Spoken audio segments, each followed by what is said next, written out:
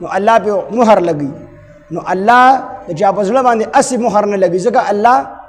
ظالم نه دی الیاذ بالله الله رحیم او کریم ذات دی اسی د چا په زړه باندې مهر نه لګي خو چې کوم ضد او تعصب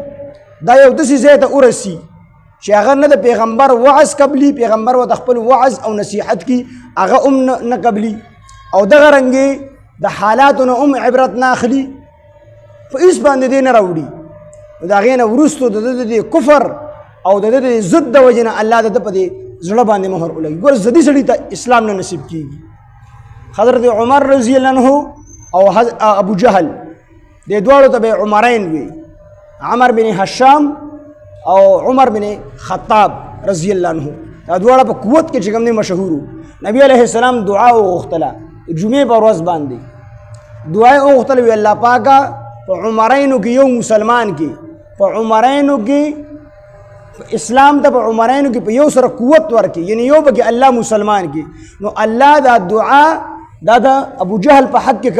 قبول نه کړله بلکې د حضرت عمر بن خطاب رضی الله عنه په حق کې دا دعا قبول شوله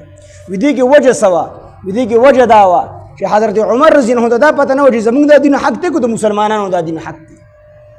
دې ناپوه پته ورته نه وه خو چې کله ورته فتح ولګېده نو فورا ایمان یې راوړو نو دې ناپوه دې په ناپوهۍ سره لګیا و دا عمر بن هشام چې دی ابو جهل چې کوم دی دته پته و چې د مسلمانانو دا دین حق دی دته پته وه 100% یقین و چې دا د مسلمانانو دا دین حق دی خو دې صرف د ضد او د عناد د وجې نه د ضد او د عناد د وجې نه د نبي علیه السلام او د مسلمانانو مخالفت یې کو نو الله ابو جهل د ایمان نصیب نه کو او حضرت عمر رضی الله عنه د ایمانو نصیب کو نو چې کله د انسانانو ضد دا یو حد ته ورسي او دې داسې په ضد کې راشي چې د باندې بیا نه د پیغمبر خبره اثر کوي او نه دې د تیر شویو واقعاتو نه عبرت اخلي د هغې نه وروستو الله په دې زړه باندې مخر ولګي بیا هغه مخر چې ولګي د ده بیا حق قبلېدو طرف ته رجحان نه پیدا کېږي دی بیا خبره اوري خو دغې بیا د قبلېدو هغه صلاحیت نه هغه ته الله اخیستی وي نو الله یې هسې د چا نه نه اخلي ګورې ښه د ده د عمل د وجې نه چې دغې ضد دی دغې عناد دی دغې پښتو ده د دې د وجې نه الله پاک د ده نه هغه نعمت واخلي نو فرمایي چې ان لو نشاء اصبناهم بذنوبهم ونتبع على قلوبهم مونږ به مخر ولګو على قلوبهم د دوی په زړونو باندې فهم لا يسمعون بیا به دوی هېڅ نه اوري نو د اورېدو نه مطلب دا دی چې دوی به اوري خو دوی د اورېدو چې کومه پیدا ده هغه به دوی ته نه حاصلېږي چې هغه اورېدل قبلول دي چې سړی تا ته وي ایمان راوړه او دلایل درته پیش کړي د هغې نه وروسته ستا زړه په خپله به دا فیصله کوي چې دا اسلام حق دی زه ایمان راوړم خو د دې زړه دا فیصله نشي کولی ولې دې کې ضد دی عناد دی او د هغې ضد او د عناد د وجې نه الله د دوی په زړونو مخر لګولی دی دې قبولیت نشي کولی دې د ایمان د وجې د وجې نه راوړو دې وي مونږ ړومبې انکار کړی دی او اوس مونږ ته کو دا نور چې کوم دی راکوز شي او د نور په شان دلایل راته وځلیږي او بالکل زړه پې مطمئن هم شي خو دې وي مونږ یو پیره نه کړي دي ابو جهل هم وی که نه ما یو پیره نه کړي دي که نه ما ته پته چې دا د الله پیغمبر دی خو یو پیره مې نه کړي دي بس اخ کنه باندې کلک ولاړې په خپله جاهله خبره باندې کلک ولاړي د دې نه مخکې پیغمبر ته وایي ستاره خبره دروغ ده د خلکو مخکې دا خبره کړې وه نو بس بیا په خپله جاهله خبره کلک ولاړو که نه پته ووته بیا ورته خبره واضحه شوله چې دا د الله پیغمبران دي دا د الله پیغمبر دی